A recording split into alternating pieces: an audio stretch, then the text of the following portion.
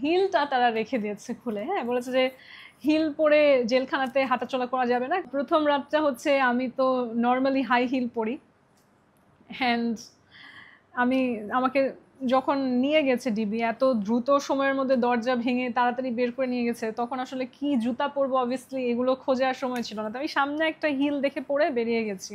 তবে আমার হিলটা তারা রেখে দিয়েছে খুলে। হ্যাঁ, বলেছে যে হিল পরে জেলখানাতে হাঁটাচলা করা যাবে না, কারণ এখানে সবাই আসলে আমাকে বলেছে আমি জানি যে আপনি ভালো মানুষ, কিন্তু যতদিন আপনি এখানে থাকবেন আপনি চেষ্টা করেন সবার সাথে মিলে যেতে। আপনি যদি এই হাই হিল এটা পরে যান যেখানে মানুষ হচ্ছে একেবারে স্যান্ডেল পরে, তারা আপনাকে ব্যতিক্রমী হিসাবে দেখবে এবং সহজে অ্যাকসেপ্ট করবে না। এটা একটা ভালো উপদেশ ছিল। তো সে আমাকে বলেছে আপনি জুতাটা খুলে রেখে যান। তো আমি জেলে প্রবেশ করি খালি পায়ে, এবং আমি আমি জানি না মানুষ বুঝবে কিনা, এটা কিন্তু একটা বিল্ডিংয়ে খালি পায়ে ঢোকা না। হ্যাঁ, জেলে ঢোকা মানে হচ্ছে মাটি, কাদা, রাস্তা, ঘাস, জেলের যে পুরো যতখানি পার করে যেতে হয় আপনার রুমে পুরোটাই আমি খালি পায়ে পার করেছি। এবং প্রথম দিন তো আমার কাছে আসলে বালিশ চাদর কিছুই ছিল না, ওই একটা গণরুমে রেখেছিল প্রথম রাতটা, কারণ তোদের সময় লেগেছে আমার জন্য রুম সেপারেট করতে। সেই গণরুমের মধ্যে একজন খুব বৃদ্ধ করে একজন নারী ছিল। সো সে আমাকে তার যে জিনিসপত্র আছে সেখান থেকে একটা বালিশ দিল, সেখান থেকে একটা চাদর দিল, এবং আমি অবাক হলাম সে সংগ্রহ করলো আর একটা চাদর আমার জন্য, দুইটা।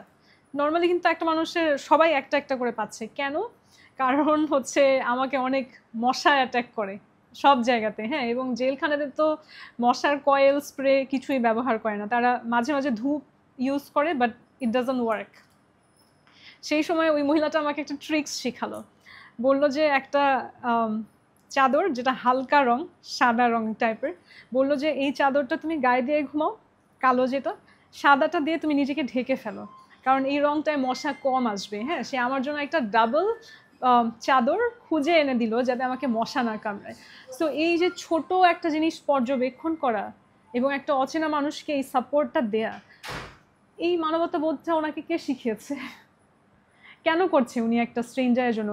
আমার কি জেলখানায় টাকা আছে ওনাকে দেওয়ার? নেই তো।